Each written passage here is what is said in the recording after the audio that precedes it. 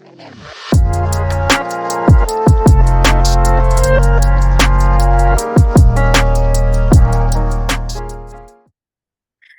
hey, hey, hey, hey. Welcome back to the Waffles and Wives podcast. Again, I am Alicia Miles, and this week we have another amazing topic.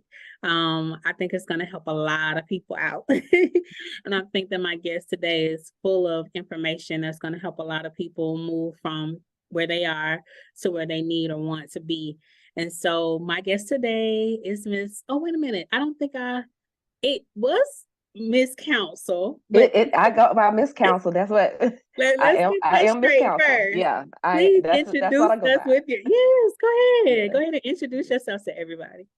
Hi, hello everyone listening, watching Waffles and Wives, and welcome, welcome. My name is D Council. Those who know me, that's what they know me by, and so that's what we go by, or Miss Council. So, Okay. hello everyone. Awesome, awesome, awesome. And the topic that we have today is leaving the baggage behind.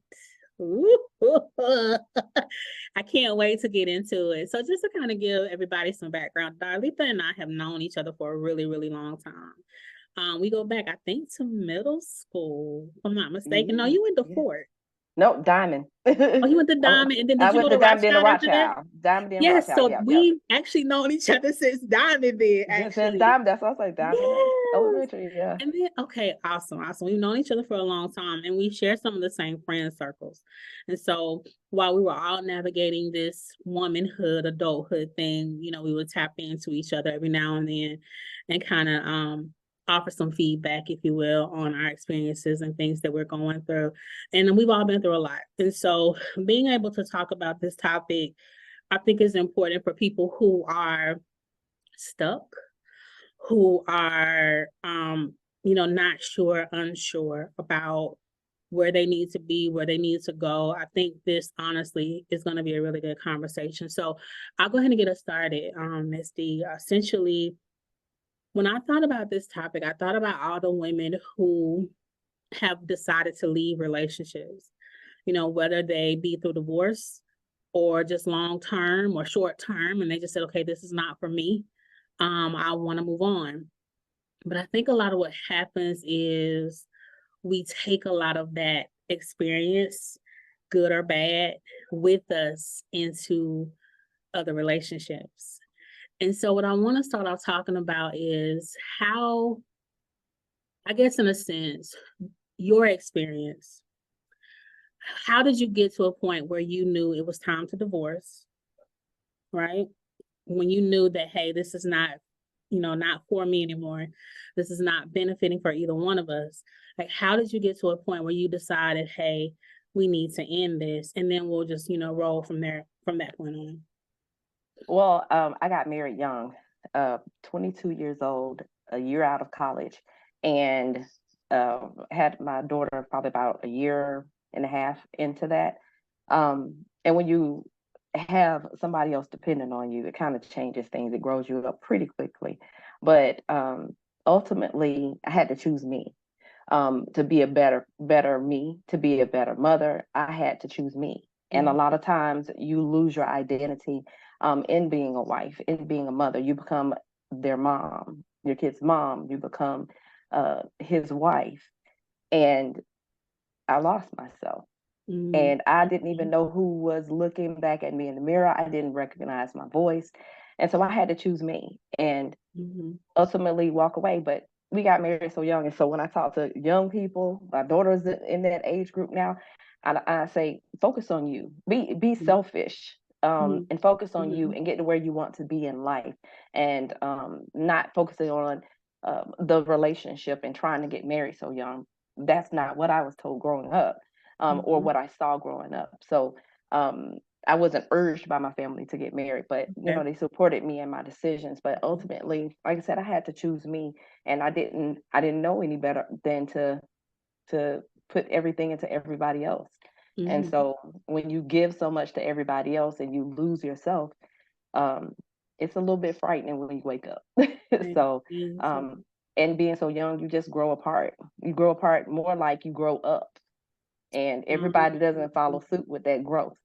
So Yeah. I'm ambitious and extraordinary, I say. So I have to, I'm going to be out there. I'm going to be hungry. I'm going to get it. One being growing in my career, I started out in my career. I wanted to climb the corporate ladder, and I was headed in a certain direction. And sometimes the other person's not headed in that same direction. Okay. So. Okay. And so do you think that you guys just kind of, you said you were growing up at the same time, growing apart. I mean, I would imagine that is something natural that would happen if you, really didn't know yourself before you got married or hadn't figured out what that looked like. And there were still, experiences that you needed to have as an adult, as a mom, those things were just kind of new to you. So do you think that you guys growing apart was the reason why you decided that the marriage wasn't worth saving? Well, when you are that young, like you said, you don't really know yourself. Right. So what I say about relationships is you've got to get yourself together. You've got to know who you are and what it is that you want. At 20 something years old, I didn't know that. Yeah. I was still using Scott toilet tissue because that's what my mama used. So I did not really have my own identity. And part of being married is not that we all like the same things, but we support each other in the things that we do. And that's just so important. And so when you're not getting something that you need, if you go to the grocery store and they never have what you need, you'll stop going there. Yeah, so we continuously do things over and over again because we're used to doing it. And just staying in relationships. So it was hard. I'll tell you, I cried all the way to the office, but it was hard because it wasn't that I didn't love him. It was that that common sense kicked in, and I realized that we were not working together, and especially to raise a child, I didn't want to raise a child in that that environment that we had created together. So it was just that, like I said, I just had to make that ultimate decision to choose me, choose happiness, to choose peace, and move forward. I was a hot mess. I was a hot mess. I was like, I don't know what I'm going to do, and with a few $100s, go and try to figure it out. But that's ultimately I just had to move forward. So when we talk about moving forward, are there things, and we can do this in like different, we can do this in categories if we have to, but are there things that you are going to take with you into another relationship? Or did you, notice them early enough before you remarried? Did you notice them early enough where you said, okay, I'm not going to do this. I need to correct this. I need to do this. Did he, I guess I'm putting too much. It's a compound question. But let's start with, do you think there are things that we will innately take with us into another relationship? Absolutely. And it's not that we purposely do it. It's even in the stories that you tell when you meet somebody new. Let's just say you were in an abusive relationship. You can't help but to tell your story to the person that you meet. You're going to get to a certain comfort level. You'll be vulnerable and you'll tell them your story. But one of the things that I like to liken this to is when you have a car accident, every single time you pass by that same spot, you're going to put both on the hands on the wheels. You're going to clench it tight. Your body's going to have tension because you're reacting to a traumatic experience. And so you carry that with you. I've had 3 car accidents over the years. They were not my fault, not one. But you know how it is in the Atlanta area. But I still remember each one of them. And so you change the way you drive. You are more cautious moving forward.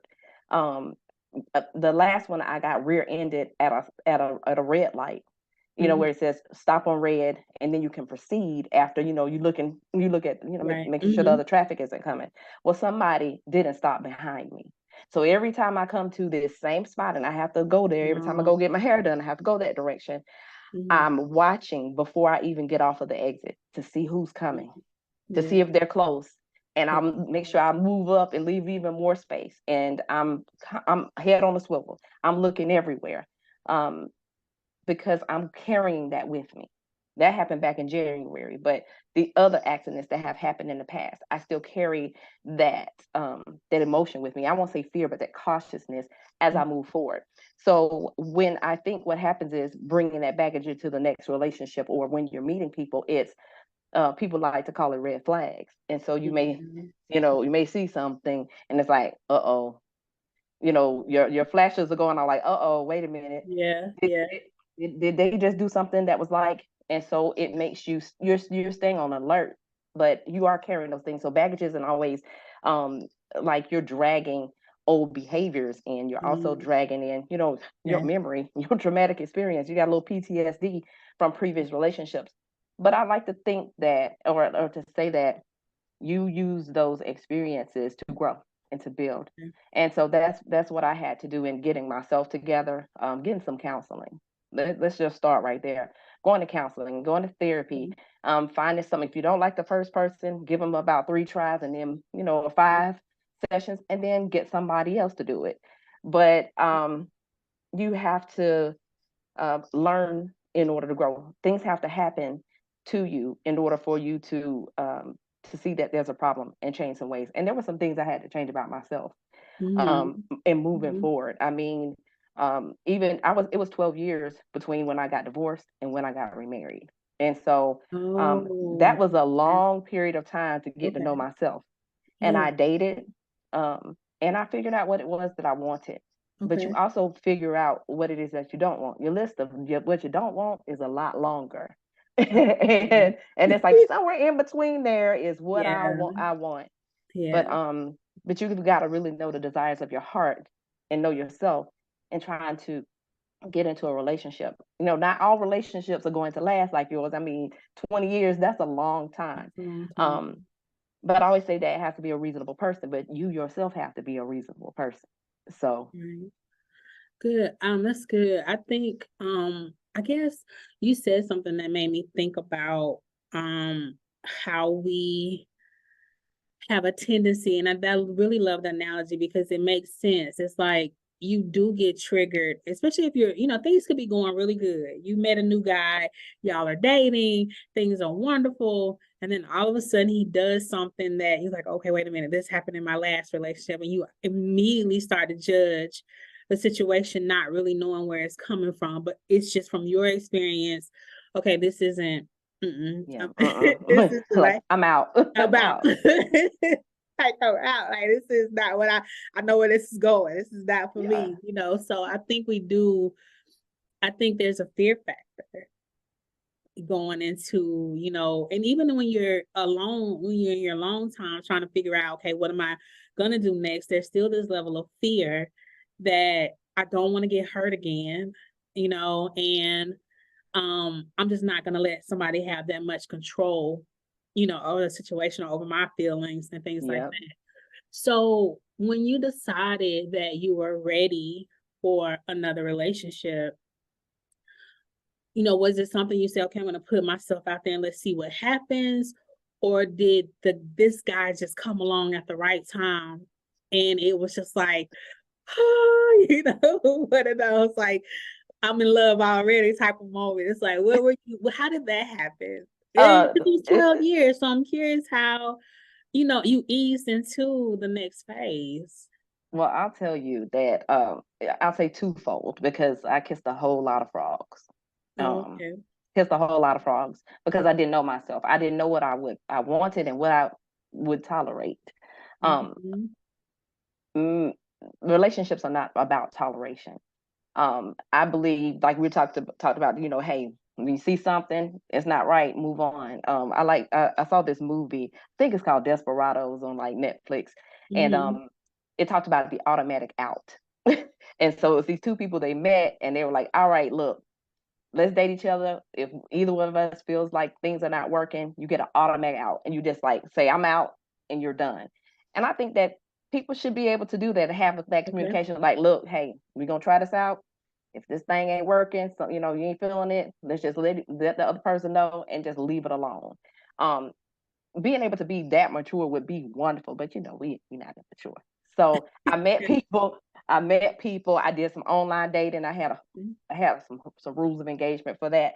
But I did online dating, but I was very protective of my daughter because I'm like, no, you can't meet my daughter. I created these phases. I'm like, we can talk on the phone. We can, back then it wasn't FaceTime, but video chat or what have you. Before meeting me in person, it was always at a coffee shop somewhere far away from my home. But nobody ever gave me butterflies like that. There were at some point I was just looking for maturity and good conversation, and somebody who wasn't just about the physical, like about the physicality of a relationship. And there were a lot of people who they were straight up. They like, look, this is what I want. Well, I'm like, well, I'm not about that. Show me something else, because you cannot carry on a relationship inside of the bed. So romance me outside of the bed. That's my foreplay. Holla, holla at me outside of the bed. But communication, not just communication, conversation is very important to me. Oh, definitely. And being able to interact with the person is very important to me. And so I learned all of this by putting myself out there. So I finally said, you know what, I'm going to put myself out there. I'm going to date just for entertainment purposes only, and if something happens, then let's see. I told my husband, I said I was never in danger of marrying anybody else before you. Never in danger, because I just met people. I was like, nah. They would tell me something, and I would just give it time, and then what they would say would unfold, and it not be true. So, I always say that when you date, before you commit to a long-term relationship, or especially marriage, flip the calendar. Remember how we had those calendars, the actual paper calendars, and you flip the pages. It's just was July, we flipped to August. Give it some seasons, but give people some time to have some seasons in their lives. For you to see how they handle things. Everybody's going to go through something in a year. In 365 days, they're going to go through something. So I'm not saying don't commit to a relationship and say, hey, that's my man now. But especially getting engaged and getting married, I'm like, give it some time, because the marriage part, and I'll get to that, is just it is long term. That's life right there. You're looking for a life partner when you decide that you're going to get married. And so when I did meet my husband, I won't say I was so scarred, but I was very protective. I had done work on myself. I had been in counseling for 4 years by that time. And I tried to run him off. I did, because I was like, you're not real. You're not real. But it's a normal reaction though when you don't want to. Okay, yeah. I did everything to try to run him off. I'm like, dude, you don't want to talk to me, because you're not gonna like some things, because I'm not. I would limit people's time with me. I would literally tell them, oh, I want to take you out. You got 2 hours. Because that's 4 hours worth of babysitter. So she, I'm gonna drop her off. It's gonna take me an hour to drive somewhere far away from my house. You got 2 hours on the clock.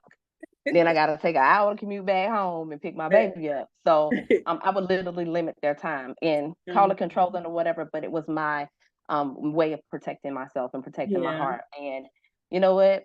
You got to leave a little bit of something to the imagination. Like, okay, we had a great time. We had an hour 55 minutes. Let's walk on out to the car. See you later. You can talk to me on my way home. But I had those like limitations and exclusions, I say, like it's a insurance policy. But I had those things set up, and I was like, yeah, you can see me for about 2 hours and I'm gone. But when I met my husband, I'll say it was the conversation. He really intrigued me. Okay. And I was like, okay.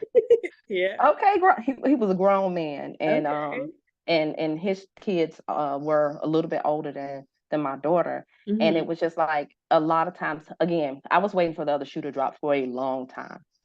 A really long time. Because again, in other relationships, and I'll say this, I dated some people, but having a relationship with them, no. But so him telling me things, I don't really listen to what people say. I'm looking at their actions. And so there was this consistency, this constant consistency. And that's what gave me butterflies. The consistency, and he said, I'll make time to do the things that I want to do. I was like, wait, Yeah. I say that too. And Yeah. so we're Yeah. both professionals, but we like to have fun and we enjoy Yeah. each other's company. We enjoy just watching TV together. I mean, I got him watching all kinds of stuff. And he won't watch any Housewives, but we like watching, like, Ready to Love and Love is Blind and having Yeah. conversations about those Yeah. things. And so those are the things I'm interested in, but also the things that he's interested in, I take interest in. Even though I was in the band in high school and everything, at the football games, Yeah. football was not my thing. Yeah. I But can guess what? see. Yeah. No, I'm not wearing a Falcons t-shirt right now, but he is Falcons ride or die. So guess what? Right. So am I. So Right. am I. So, I'm right there in the seat next to him at those games, cheering them on, win or Right. lose. That's my But favorite stick, though. okay, that's look, that lets you know the dedication right there, that he has, the loyalty he has. Yeah. So so yeah. Yeah, I think that's really good. Because I think, and this has been like the going comments in all of the meetings that I've had with wives or those that have been divorced or even those who are single and still trying to figure out, okay, what they want to do. Um, the running comments have been to figure out who you are aside from, connecting with someone else, because that kind of gives you some leverage. It Mhm. gives you a little bit more control over your emotions, over, your thought process. It gives you a little bit more balance, I think, when you know who you are. And I'll be the first person to say I didn't know who I was. I thought I did. I'd accomplished a lot before I got married. I accomplished more afterwards. I had somebody pushing me, Yes. and at the same time, not knowing what my deal breakers were, not knowing what I didn't like you said, your list of what you don't like is longer than what what you do. Yeah. And that is so true. When you said, I was like, oh my God, is that not so true? Because it's hard sometimes to tell somebody what you want. Like, this is what I want. But I can tell you what I don't want. I Mhm. can tell you Yeah. that with ease. So I want to know, knowing all that you learned about yourself, after your first marriage and going into your second, um, and it being a different space for you, because you like you said, you're a different woman. You've learned a Yeah. lot. And so now you can go into your marriage and your relationship with a little bit more confidence, with a little bit more strength. But talk about, if you don't mind, talk about how to avoid, retracting, when you start to get that little bit of fear, or you start to get like, okay, I'm not in control of this situation. Talk about how, you avoid making your partner the problem when it is, okay, when you are the problem, really, because When you they don't know, what the situation was, they don't want to know, and I guess I'm saying, how do you not compare your partner to your previous partner? um you're starting with a clean slate, a Mhm. clean sheet of paper, and you're given, if you want to give your relationship a chance, Mhm. you have to do that. Um, get a new box of crayons to color with, because the other ones, they are broken, They and yes, broke. they color, but who wants a crayon that doesn't have a tip on it? I mean, as kids and as adults, if we pull out that coloring book, we want those fresh crayons. So Mhm. give your relationship a chance. But one of the things that I always say is check yourself before you wreck yourself. I Yes. think Ice Cube said, it was a song, whole song, check yourself before Yes. you wreck yourself. And Yes. so I always say I choose violence first every day. Now I love the Lord and he heard my cry. Listen, Right. Oh, but I have to check myself, because I'm always gonna choose violence yeah. first. I'm always gonna be like, wait a minute. Exactly. But you have to measure twice and cut once. Right. That's my philosophy. Yeah. Measure twice and cut once. So let that thought roll around in your head. Let it marinate a little bit Mhm. before you let it come out of your mouth. Mhm. That's the Mhm. biggest thing that I learned from my young marriage to my adult marriage, is Mhm. that I've got to really think about it before I say it, and Yeah. before I react. And so this is on a regular basis, like every day. You have to practice this, because nobody is perfect. I'm certainly Right. not perfect. Right. And I don't believe anybody walking this earth surface is. Right. But it's it's us trying. And if you remember, I just said, you want to give your relationship a chance, a clean slate, you've got to do something different if you want a different result. So one of the things that I always say is that he and I, my husband and I, we are on the same team. Okay. And if we are on the same team and we have the same goals, not meaning like my goal and his goal are the exact same, but we are in agreement Yeah. on supporting each other and each other's goals, whether they're financial goals, spiritual, or what have you. But we are on the same team, and so that's what I remind myself every time. When I see someone, I'm like, wait a minute, you know, Mm-hmm. or Mm-hmm. he does something, I will have to remind myself, we are on the same team. Yeah. We are literally on the same team. Like, he's running this race right along with me. He's going to pass me that baton, that we don't do it without each other. So he does have my best interest in mind, and the same that I have his best interest in Yeah. mind as well. So you have to look at how a person treats you and what Mm-hmm. it is that they're doing. We are on the same team. Yeah. So he's not going to do anything that's going to mess up this plan. We got this playbook. This is what we're working towards. This is what we're doing. And Yeah. plus, he don't want that smoke. He don't Yeah. want that smoke because she's still down in there. She's Yeah. still down in here. Miss Yeah. Popoff, she's still in there. But I have a lot of respect for my husband and I love him. But that respect is relationships, marriages are about love and respect. And Yes. so I love him and I respect him. And they say that men that respect is love to them. Mm-hmm. That's something that you could argue, but that women want love. It was a book that Mm-hmm. we read called Love and Respect, and that's something that we do too. We listen to these Audible books and we have discussions about them. We've read Mm-hmm. 100 titles. We're on title number Mm-hmm. 101 now. Okay. So Okay.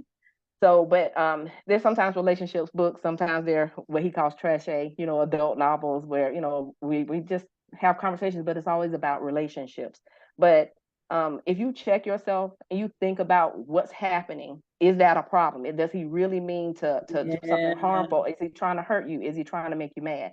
But then also get yourself together, because you should be able to, in a relationship, say what you need to say, how you feel if something hurt your feelings, if You something upset should. you, but it's a Mm-hmm. way that you say it. And so I roll things around in my mind and say, all right, how would you like somebody to say that to you? Mm-hmm. And it don't always work, Alicia. It does Right. No. not. Yeah.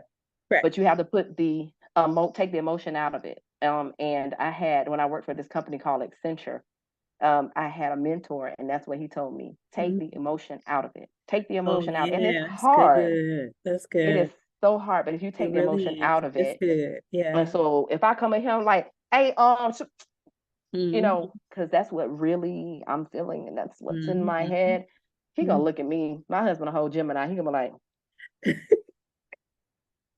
Like also what now? Right. so yeah. So I mean, so I go ahead and sum it up so he can hear what I gotta say in 2 sentences. This is what you did, and this is how Mhm. it made me feel. Oh wow, that's good. And that's a good way to lead into a conversation with most men in general, because sometimes I don't think they understand that their words have some type of bearing. I mean, they Uh-huh. literally can hurt sometimes, and they Oh may not yeah, think that it's anything, yeah, but us, we're like, wait a minute, I don't, yeah. that's Like, not ouch. like, oh, I don't, But that's but not, we think about it for a while. It may not be instant, because see, I'm a thinker. I'm yeah, analyzing, and I'm like, yeah, I'm in the shower at 10 o'clock at night, like, yeah, try to play me. Hold on, you know. And I would just let the anxiety build up, and he was like, "Why can't you be still? What's wrong? uh, What's going on? Talk to me." And yeah, so I had to stop doing that yeah, to us yeah. and You holding it do. in. I've learned and grown in this relationship, and him saying, "Look, I know something's wrong. Something's on your mind. Go Mm-hmm. ahead and talk to me." So again, every man ain't like that, and every Yeah, woman ain't like that. Like I said, you got me on this end, and you got him on absolutely, the other. That's absolutely. very calm, and the man has the patience of Job. People think I'm patient. That man patient right there, because we got Right. 3 girls and 1 boy. That's patience, and Oh the yes, 2 dogs that are definitely. females. You know what I'm saying? That man patient. Yeah. But that respect and thinking, we are on the same team. Why would he do something to harm this team? You know what I'm saying? We working together. We trying to get to the same goal. You Mm-hmm. know, he gonna toss me this ball in any minute. He ready for it. You know, he's ready. So that's what I have to tell myself. And it's just like when you go through therapy, there are these coping mechanisms, there are these different things that you have to do to keep yourself, you know, on track. It's Mm-hmm. same thing in relationships. And so when you start going to the left, that's going to be a problem, you know, and not just communicating. I was just going to say, people always talk about, you know, what's important, communications. Like, let's break that on down a little bit. We communicate right now. We talking. I could read a book out loud. That's communication. But the flow of communication is It's substance as well. it's substance, and Mm-hmm. it's only as good as the message being received. If the intended message was not received, it didn't land. Yeah. Y'all changed it up. Y'all playing telephones with some cans and some string, and it's missing it. So Yes. what is your point? Get to your point. What is it that you need? What is it that you want? And you know what? Your partner that loves and respects you, they're going to listen. As long as you come to them in a respectful way, and it could be like the most the most terrible thing in the world. But get Mm-hmm. yourself together, check yourself, take Mm-hmm. the emotion out of it, and communicate it to that person as you would if you had a friend that upset you. You wouldn't come after a friend yelling and Right. popping off in their faces. Right. That's But true. you know, so don't give your friends more respect than you do to Your your spouse. spouse. Right. Absolutely. I love that. I love that. And I will tell you that one of the hardest things I think I've had to do is, or I'm still trying to learn how to do, is that my husband can immediately sense when something is wrong. Or, you know, and I may not say much. It may be the look on my face. It may be my demeanor. It may be my behavior, but I don't care what it is. If he will say, "What's wrong with you?" Mm-hmm. Or something on your mind. Did something happen today? You know, he is very alert and very in tune. But guess what I say when he asks me, "Are you okay? Is everything all right?" I'm I'm good. fine. I'm fine. And I don't know if it's because I don't want to lay it on him because it's going to be complex. So I don't know if it's because I don't want to lay it on him and then he feel like he has to fix it. So sometimes I'm just like, don't worry about it. I'm good. I'll figure it out. But he will still circle back and say, Lisa, what's going on, you know, with you? And I think that's really hard for me. And I don't know how to get out of that because I still do it. Matter of fact, Yeah. I think I did it yesterday or this morning. I'm still doing it. Like, don't worry about it. I'm good. I take care of it. When in a sense, I do want him to fix it. I want him to Yeah. fix it, but I don't know that that's fair. Like, You are, am I yeah. okay? Can you? Girl, I got you. I got you. Okay, Okay. okay, I'm ready. okay, I'm okay. ready. So you got to get out of your own way. Okay. So at that point, he wants to lead, and you need to Mm-hmm. let him lead. Mm-hmm. You know, they talk about this pickle jar mentality. Listen, I got a tool I can open pickle jar with because I'm cooking dinner before my husband gets home. But when he's home, I'm going to give it to him. And Mm-hmm. so he is your earthly husband. He is the person that God put in your life to lead and to be there. It is hard. It is Mm-hmm. so hard to do that because we are independent women. We are Yeah. bosses, but Mm-hmm. God put a man in our lives, put men in our lives who Mm-hmm. are equipped, who are more than equipped to lead and to handle it. Mm-hmm. And I've heard this before. I'm fine somebody to do. I'm fine. I'm fine. But it's a wall that we put up. Mm-hmm. We just shut the door like, I Mm-hmm. want you to know what's going on. Yeah. Because sometimes we just want to wallow in it, but you got to put expiration on that pity, on that sorrow, on Yeah. that, you know, I'm just over here chewing on it. So something that my husband and I have to do because he has a stressful job. He's a principal. Mm-hmm. And my job is stressful. I'm a project manager. Mm-hmm. But because so it's the people factor, it's the adult behavior factor. But on his way home, we talk. I work from home, but he works outside of the home. On his way home, he calls me. No matter where he goes, he's calling me on the way home, which is usually just to work. And so he calls me on his way home and we have a discussion. It's a how was your day? I'm fine, it's not acceptable. Tell Uh, me about your okay. day. Okay. So sometimes he's like, you know what? I don't want to talk about it. No, so I'll go first and I'll tell about my day and I'm venting, I'm fussing, I'm cussing, I'm doing all of this Mm-hmm. stuff. And Mm-hmm. then I'll say, well, you know, sometimes you can't get it out of them. Most of the time he will just tell me, but I'll just say, tell me something good that happened today. Tell me something good. It's the same thing I used to do with my daughter when she was little. Tell me about your day. Tell me something good that happened. But we dump all of that. And when he gets to this house, I can hear that garage door open and he'll say, "Okay, babe, I'm getting ready to come in." We leave that baggage at the door. Okay. We Gotcha. drop them dirty clothes and them shoes at the door. We take them off before we come in the house. And so we have to have that time, and that is not their only purpose, but there may not be something that can be fixed. And there may be some times where you say, "You know what, I just need to vent. I just want you to listen." Okay. And so that's the cues that you give and say, "You know what, when I say," and you have to have that conversation. You can say, when I say, "Hey, what should I do?" That's your cue.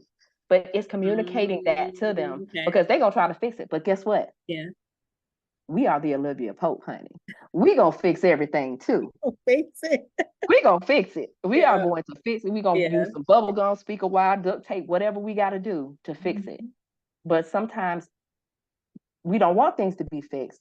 But also, what may seem as something that is impossible to fix, they may have the answer. Yeah. That's good. So that's your helpmate. That if when you choose to be with somebody, they are your helpmate. And it sounds cliche, but if you ain't helping me, then you hurting me. There's no in between. There is no in between. And so when we choose, well, the word says, "A man who finds a wife finds a good thing." But Yes. ladies, we got to be found. They are the hunters, and we are the hunted. Right. It ain't easy. It ain't easy to lay it down like, okay. So sometimes they're gonna have to do things the way they want to do it. Sometimes they gotta, stay at home with the kids. Those are their kids too, and they're not gonna do the things Right. that we would do. They might give them some cold bologna and a piece of cheese, and no fruit and no vegetables. Guess what? That's all They'll be right. all right. They'll be all right. Yeah. And you know what? And we need to let them do what they're gonna do. So let him lead, because and sometimes we are the leader. Sometimes we have to say, "You know what, baby, I think we should do it this way." And here are the reasons why. And he's gonna listen to you. But it's getting out of your own way and let him do what he does. I'm not gonna say let a man be a man, because I don't like that phrase at all. Because it has some different meaning to me. But let him do what he does. And it is their job they want to be our protectors. They want to help us. Just as Olivia Pope, we want to help them. So what's good for the goose, good for the gander. Oh my God, absolutely. It's so crazy that I think a lot of times, for me, it's, yeah, I think I need to get to a point where I'm comfortable with taking the cape off. Like at home, I don't have to wear my, yeah. You know what I Girl, let mean? me turn I my don't, at fan back home, I on. shouldn't have to, yeah, I mean, I feel like at home, I should not have to wear my cape.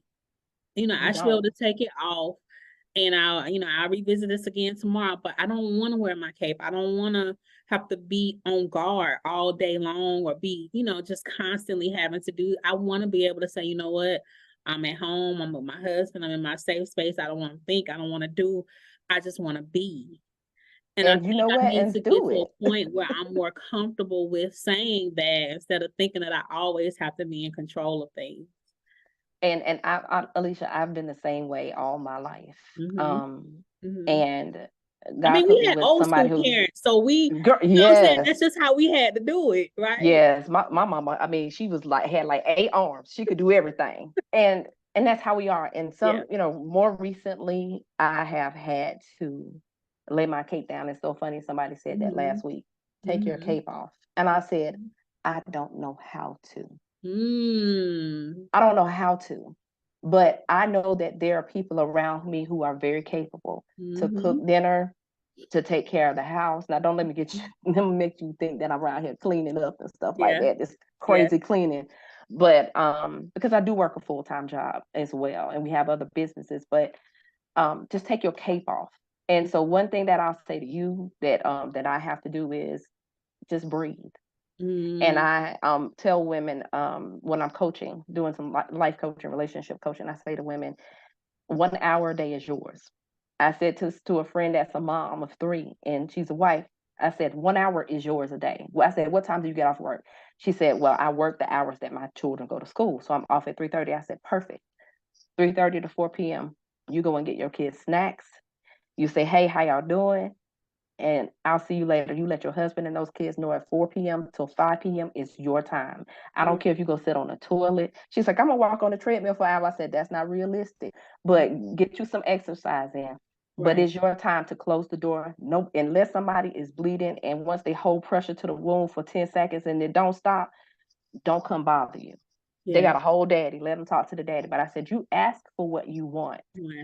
Ask for what you want. And I said, you are going to burn yourself out so that you are no good to them. They're going to be taking care of you. So I gave that advice, and I had to listen to it myself, because sometimes, you know, that word you have to speak, God puts it in you to speak out loud to somebody else so you can hear it yourself. And so I'm like, ooh, got to take off my cape. Got to let somebody else do it. I mean, literally, my daughter was making turkey and cheese, grilled cheese, because I was like, you know what, y'all, I'm clocking out. I'm out of unplugged. I'm wrapping up I'm done. I'm done. But you have to do that. 1 hour a day is yours. 24 of them, you can get one. You can get one. You can get one to yourself, but you owe it to yourself. Yes, absolutely. You want to be seen and not viewed. So you do that and find what it is that you want to do. And I mean, I was cheating myself saying, oh, you know, I go get my nails done, I go get my hair done, that's my time. No, it's not. It's not. Yeah, those are things that I do that are pampering, but what is it that I want to do? I might want to journal. I might want to, you know, take some notes for, you know, the next book. I might want to watch something crazy on Netflix that my husband would never watch, you know, but 1 hour. And I told her, I said, put it on your schedule. Like your calendar needs to pop up and say, all right, me time. And don't do anything for anybody else. If you want to take your wine and go sit out on your porch, you need to put a chair there, because that's your chair. That's the queen's chair. She's sitting on the throne. And nobody can bother me during those hours. Yeah, that's really good. So as we get close to closing, I do want to end by trying to encourage anybody who, you know, they may be going through it right now, you know, and debating whether or not they want to try to continue a relationship or a marriage, or better yet, really trying to figure out, how can I make myself better to get through, you know, to make my marriage better. Because I've always felt like if you can better yourself, you might have a chance to actually improve the dynamic that you want to see in your marriage. Absolutely. So talk a little bit about, as we begin to close, how someone can actually begin the process of self-examination and recognizing the faults and, you know, I don't know, the little nuances that we might have that can hinder the progression of a good and healthy relationship. Well, I'll say, we're going to call this check yourself before you wreck yourself. In the business world, you do a SWOT analysis: strengths, weaknesses, opportunities, and threats, and literally make a little T in the middle of a page. S, strengths; W, weaknesses; opportunities, and threats. And examine yourself. That's a good one. I never thought to do that. That is really good. Examine yourself. And you got to be honest with yourself. But I say start it with prayer. You got to start it with prayer, and just look for the guidance in what it is that you think you might need. And then I'll say, after you identify what your weaknesses are, and your threats and those opportunities, strengths, that's great. But it's the other part of the SWOT analysis. And you can look up SWOT analysis to see what the actual purpose is for it. But I say you should do a SWOT analysis and look at yourself, look inward first. What can I change? What can I do better? And then those things that you don't have the answers to, go and ask somebody. It's people out here. They got, you know, therapists, life coaches, pastors, women's groups. There's a lot you can do. There's a lot of self-help books that you can look at to change those things. What do I need to do to better myself? And when it comes down to that person, because I always say, it's within you. The happiness is within you. It's not in that other person. My husband could do everything he wants to try to make me happy, the things that are the known things to make me happy. But if I'm not happy within myself, there's no happiness. So after you do your SWOT analysis, also say, you know, what is it that makes me happy? Mm-hmm. You can make a whole list. It might be 300 things on there. It might be like petting a bunny. I don't know. I just came out. Obviously, what you see behind me is painting. Yeah. You know, I love to paint. I love arts and crafts. That's something that really brings me joy, and my family knows that. So, you know, what is it that you love to do or in the moment? And so you have that list of things. But happiness draws happiness. It does. If you're a happy person, if the other person that you with is still not happy, still not making you happy, then it might be time to figure something else out. But you got to start within you. You can't change anything else. You can't change a person, but you can change you. You can't do anything about anybody else, but you can do something about you. And when you're when you're seeking happiness, then you'll get the answers that you're looking for. You know, hey, does his happiness match with mine? You know, maybe not. Or I'm happy, I'm at peace, and here he come with that foolishness. You know, right. But communicate that to him. Say, you know what? I'm examining myself. You know, share. Hey, I'm examining myself. This is my SWOT analysis. Sit down and say, you know what? I want to share some of these things with you. If they're open minded. I was just about to ask you that. Yeah. Yeah, I would share it. And I think that in relationships where you're weak, the other person is strong. And not at the same time. I always say we're never down at the same time, right? We're never down at the same time. God blesses us to, and so where I am weak, God is strong. But He put somebody here in my life in the physical. Yes, when I can't lift something up, He can do it for me. Not that He's stronger physically, but stronger in the mind, stronger in the heart at the moment in time. So I would say share it with that person and encourage them to do it as well. Yeah. But counseling is always a great thing. Talking to somebody else, that is not my field of study, but talking to somebody else always helps. And I always say, put God first. That's a major difference between first marriage and this marriage. God is first. Absolutely. And with everything, you know, you pray. You just continue to pray. But the action is in your hands. Yes, so, absolutely. So yeah, that's what I would say. Absolutely. I think this is really good. I really enjoyed our conversation. I Me probably too. want to bring you back. Absolutely. I really do, because you said something that I really want to chime in on, and it's something that I've always tried to teach, but I don't necessarily know how. But when you said that, you know, husbands love your wives, wives respect your husbands, that within itself is a whole lesson.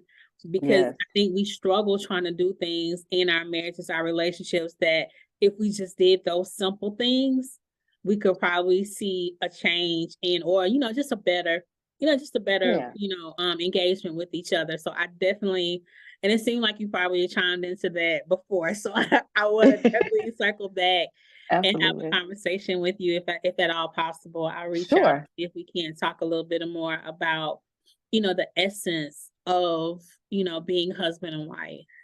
Absolutely. And what that looks like. Well, I really appreciate you taking the time. I really enjoy talking to you always. Yes. Definitely will take everything that you've said to heart, especially about me.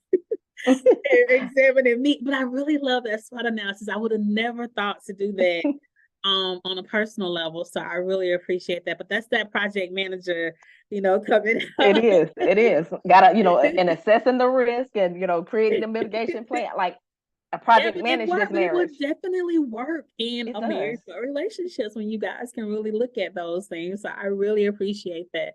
Well, Miss D, I really appreciate you. Thank you so much. Thank you for having me. Oh, no problem. And I'll be talking with you soon. Thank you. Thank you so much. All right. I enjoyed it.